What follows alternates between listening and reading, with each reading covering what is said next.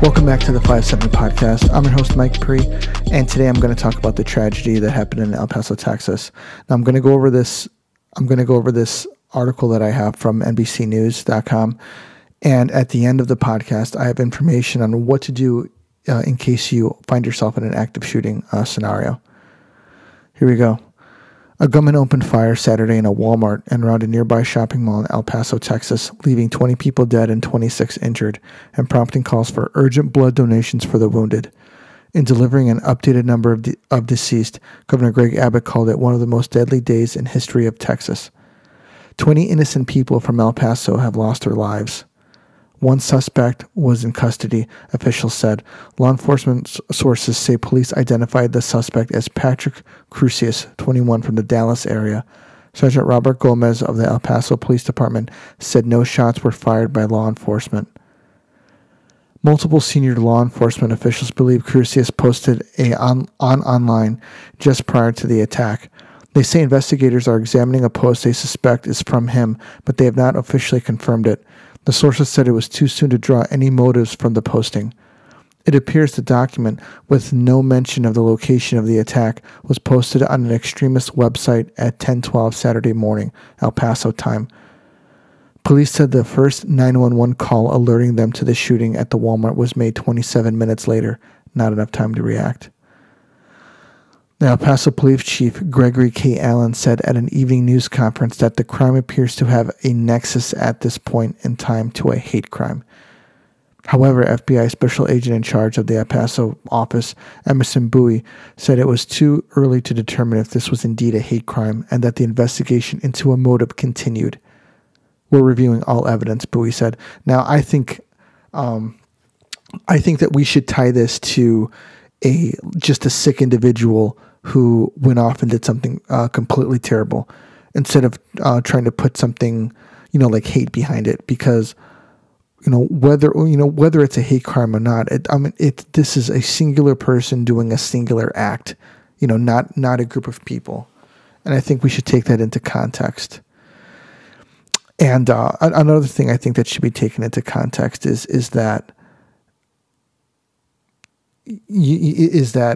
this guy was prepared when he walked in. And if you look for photos of him, he was wearing ear protection, he was wearing eye protection, and he walked in to do some work. So this was somebody that was looking to do harm, not somebody that was maybe say off of their meds. Like, this guy looked like he knew what he was going in there to do and was prepared for it. I'll move on. Allen said the shooting was reported at 10:39 a.m. and police were on scene 6 minutes later. Authorities initially said a second person was taken into custody, but later said they believed only one person was responsible. The victims included at least 3 Mexican citizens, according to Mexican President Andres Manuel Lopez Obrador, who announced the figure in a video tweeted. I regret the events in El Paso, Texas, neighboring town and brother of Ciudad Juarez, and our nation, he said. I send my condolences to the families of the victims, both American and Mexican. Now, there are 4 things that are known. The shooting took place in a Walmart and around the nearby Cielo Vista Mall in El Paso. Police received their first calls on the incident at 10:39. 20 people were killed and 26 were injured. Police put out an urgent call for blood donations in light of a high number of injuries, and 1 male suspect is in custody. Close to the Mexican border, the retail area around Cielo Vista Mall is a popular shopping destination for people on both sides of the dividing line, as evidenced by the Texas and Mexican license plates in the parking lots, although the crackdown at the border has cut down on some of that consumer traffic. In several tweets, police initially urged people to stay away from the area, but by 1 p.m. said there was no imminent threat. A Walmart employee told the NBC affiliate KTSM in El Paso that she was working by the self-checkout when gunshots rang out. The employee, who only wanted to be identified by her name, Leslie, said she initially thought boxes had been dropped. I thought it was just like the loud boxes being dropped or something, until they got closer and closer, she said. That's when I looked at my coworker, and we looked at each other like shocked and scared. I got all the people that I could. I even found a little girl that was missing from her parents, and I got her too. I tried to get as many people as I could out, the Walmart worker said. Adriana Quezada, 39, was in the store with her 2 children when the shooting began. I heard the shots, but I thought they were hits like roof construction, she told the Associated Press in a tweet Saturday afternoon. Walmart said it was in shock. Now, when these events happen, being in a state of shock and disbelief is normal.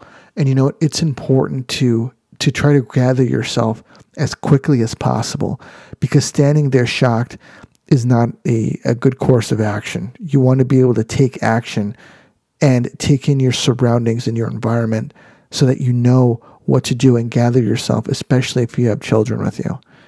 In the shooting that happened in Virginia, people said that they thought that it was construction inside the building, that they thought that they were nail guns.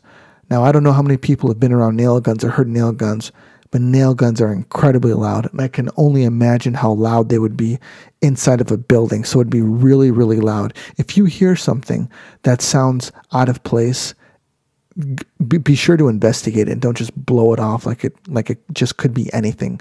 Okay, investigate it. Make sure that it's something that is normal, or maybe it's out of place, but it's kind of normal for the day. Like, say there is some kind of construction, and then go on about your day.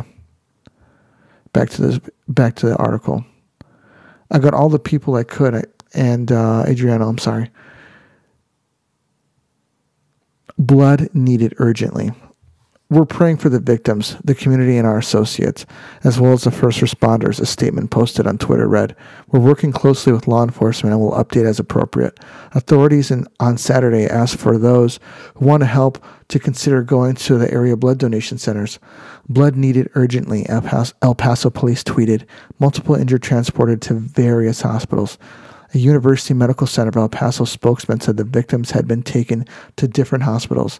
University Medical Center received 13 victims, many with level 1 injuries, which is the most serious level, spokesman Ryan Melky said.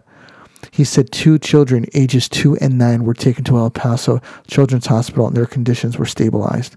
Another hospital, Del Sol Medical Center, an official said 11 victims ranging in age from 35 to 82 years old had been transported there. President Trump tweeted twice Saturday about the attack.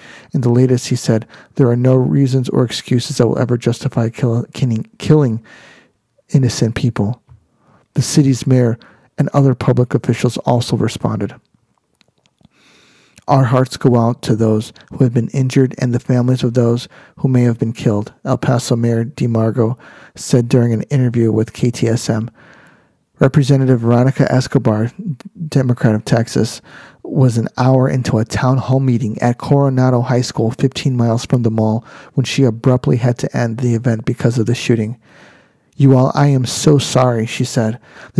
There is an active shooter. We are going to need to clear the event." The crowd gasped in response and began to move, according to Congresswoman's Facebook Live video. "We've been asked by law enforcement to just send everybody home," she said. A reunification site for families of possible victims was set up at a local school. El Paso Community College said in a tweet that all of its campuses have been evacuated out of an abundance of caution. Democratic presidential hopeful Beto O'Rourke of El Paso told reporters Saturday night Trump's past rhetoric demeaning Mexican immigrants bears some responsibility. "The president's stance toward immigrants from south of the border doesn't just offend our sensibilities, it leads to violence." Abbott, however, said it was too soon to discuss a blame and gun policy. "I agree 110%. There are bodies that haven't even been recovered," he told reporters at a separate press conference. "We need to focus more on memorials before we start the politics." The FBI and the Bureau of Alcohol, Tobacco, and Firearms and Explosives responded to this scene to assist the El Paso Police Department. And you know what? This is another problem, these politicians want to come out and they want to start putting politics into this. And, it's not time for that. It's not time for you to start putting out your freaking policies when a tragedy like this happens. You should be out there trying to help people. Yeah, dude, it's common sense that what happened is absolutely horrific and some changes need to happen. But you don't have to put your agenda, your political agenda before these other people. And by changes, I mean we need to start looking around and seeing who the hell is walking around, because this could be completely preventable, So I'll take it for what it's worth. So I have 3 areas. I've numbered them 1, 2, and 3 here for things to do when you're in a active shooter scenario. And I got them from the website of the Department of Homeland Security. And I want to share this with everybody so everybody has this information. So if they're ever in this situation, they know what to do. Number 1, evacuate if there is an accessible escape path. Attempt to evacuate the premises and be sure to have an escape route and plan in mind. Evacuate regardless of whether others agree to follow. Leave your belongings behind. Help others escape if possible, and prevent individuals from entering an area where the active shooter may be. Number 2, hide out if evacuation is not possible. Find a place to hide where the active shooter is less likely to find you. Your hiding place should be out of the active shooter's view. Provide protection if shots are fired in your direction. As an example, an office with a closed and locked door. Not trap you or restrict your options for movement. To prevent an active shooter from entering your hiding place, lock the door, blockade the door with heavy furniture.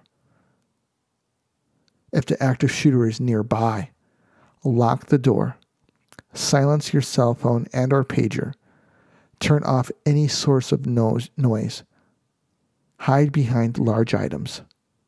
Remain quiet if evacuation and hiding are not possible. Remain calm. Dial 911 if possible to alert police to the active shooter's location. If you cannot speak, leave the line open and allow the dispatcher to listen. Number 3, take action against the active shooter. As a last resort and only when your life is in imminent danger, attempt to disrupt and or incapacitate the active shooter by acting as aggressively as possible against him and her. That means if it comes down to you and you have nowhere else to go, nothing else to do, and you need to engage the active shooter, you need to engage them with as much violence and speed of action as absolutely possible. Throwing items and improvising weapons. Yelling. I don't know what that's going to do. Committing to your actions. So that's a lot to take in, especially, and you know what, I want you guys to listen to this last part over a couple times, because it's important to get this to get this in your head, because when this happens, you don't want to be thinking back like, oh yeah, I heard about this once, but I completely forgot what to do. You want to be able to recall this information. If you need to, put it in, go to the Department of Homeland Security's website and put it write it onto a little piece of paper for you to remember, so that you can look at it from time to time and review it if you need to. But I'm sorry to have to do another one of these. I hate doing these active shooter ones, but there's a lot of information that to people that they need to get. And I think that it's important to put this information out there, because there could be something that I said today that saves somebody's life or saves anybody's life. That's something to take into consideration. So, hey guys, thanks for watching. I really appreciate it. I appreciate everybody listening, all of the messages I've been getting. If you have any questions, or you want to ask me anything, or you want to bring up something or talk about something, be sure to hit me up at my email, mjp@57podcast.com. And thank you for listening, guys, and take it easy. This is Pre, out.